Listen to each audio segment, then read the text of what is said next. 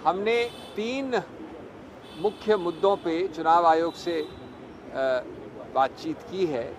मेरे मानने में सबसे महत्वपूर्ण है वो वाला जिसमें कि हमने 24 नवंबर को बड़े स्पष्ट रूप से कंप्लेंट की थी चुनाव आयोग को कि मॉडल कोड का बड़ा घोर उल्लंघन किया गया है माननीय प्रधानमंत्री और माननीय गृहमंत्री द्वारा।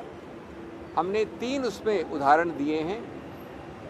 मूर्खों वाला जो शैली अपनाई थी प्रधानमंत्री ने उसके विषय में, राहु केतु के विषय में जो गृहमंत्री बोले थे, एक मध्य प्रदेश में एक राजस्थान में, और तीसरा जो मूल ओरिजिन्स की बात की थी गृहमंत्री ने।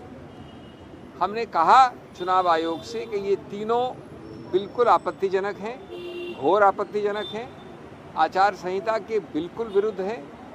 इससे कहीं कम कहने पे शुरुआत से कई अरसों से, दशकों से चुनाव आयोग ने कठोर ठोस एक्शन तुरंत लिया है और पार्टियों के विरुद्ध इस बार भी लिया जा रहा है।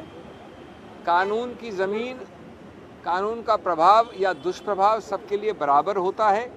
आप कितने भी बड़े हों, कितने भी बड़े पद पर आसीन हो, उल्टा जितने बड़े पद पर आप आसीन हैं उतनी ही आपकी जिम्मेवारी बढ़ जाती है। हमने कहा कि हमें आश्चर्य हुआ है कि अभी तक हमें बुलाया भी नहीं गया चुनाव आयोग द्वारा इतने गंभीर उल्लंघन के विषय में। हम आशा और विश्वास करते हैं कि तुरंत, यद्यपि अब चुनाव करीब अंत चरण में आ गया है, अभी भी 3 दिन बचे हैं, पोलिंग से पहले ये अति आवश्यक है चुनाव आयोग के लिए कि वो एक बड़ा स्पष्ट निर्णय दें इन महानुभावों के विषय में।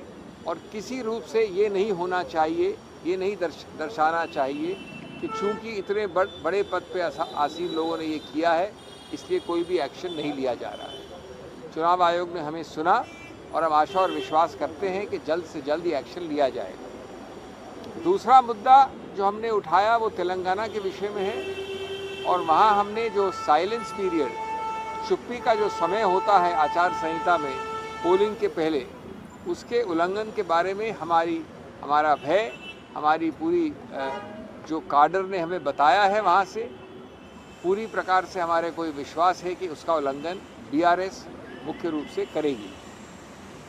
हमने उदाहरण दिया मध्य प्रदेश का, जहाँ मुख्यमंत्री ने साइलेंस पीरियड के वक्त मतदान के तुरंत पहले अजीबोगरीब बहाने बनाकर कैंपेनिंग का प्रयत्न किया है, बल्कि कैंपेनिंग की है। एक जगह उन्होंने पूरा पब्लिक कॉन्वर्सेशन के नाम से, जनता से वार्तालाप के नाम से एक प्रकार से कैंपेनिंग की है।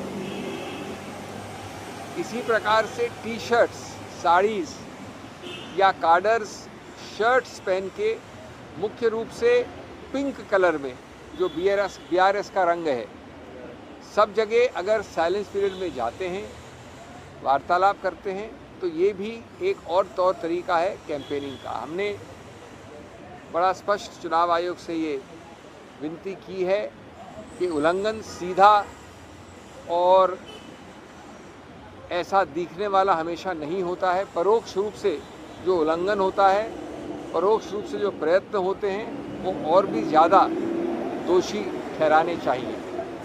उनका सीधा उद्देश्य है आचार संहिता को बहुत ज़्यादा चालाकी दिखाकर उल्लंघन करना, और इसलिए हमने वहाँ भी प्रतिबंध मांगा है। और तीसरा, मध्य प्रदेश के विषय में बालाघाट जिले में 6 कॉन्स्टिट्यूंसी में हमने वीडियो सबमिट किया है चुनाव आयोग को, जिसमें बड़ा स्पष्ट दिख रहा है, बल्कि बहुत भयानक दिख रहा है कि डिस्ट्रिक्ट इलेक्शन ऑफिसर, यानी जो रक्षक हैं वो भक्षक बन रहे हैं, सीधा टैंपरिंग कर रहे हैं पोस्टल बैलेट से।